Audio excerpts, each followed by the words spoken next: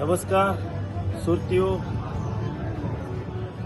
સુરતીઓના યોગદાન અને સહયોગથી સુરત શહેર સુરતીઓના દિલમાં સતત ધબકતું રહે છે અને આજે આખા દેશમાં, ભારત દેશમાં સુરત સ્વચ્છતામાં નંબર 1 રેન્ક પ્રાપ્ત કર્યો છે.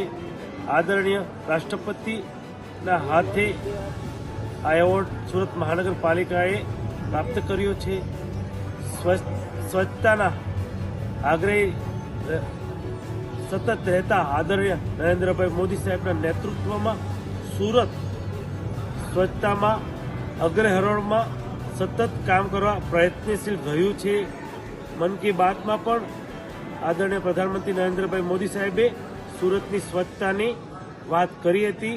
તે બદલ હું આદરણીય પ્રધાનમંત્રીશ્રીનો આભાર વ્યક્ત કરું છું. તમામ સુરતીઓ વતી ગુજરાતના મુખ્યમંત્રી ભૂપેન્દ્રભાઈ પટેલ સાહેબ અને ગુજરાત પ્રદેશના યશસ્વી અધ્યક્ષ સી.આર. પાટીલ સાહેબના બહુમૂલ્ય માર્ગદર્શન હેઠળ સુરત શહેરના તમામ વોર્ડમાં કોર્પોરેટરે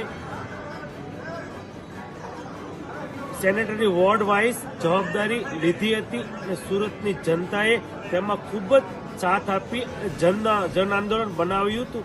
તેના ફલસ્વરૂપે આજે સુરતને નંબર 1 રેન્ક પ્રાપ્ત થયો છે.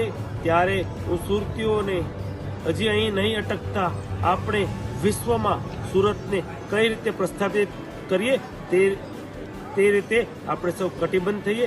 અસ્તુ ભારત માતા કી જય.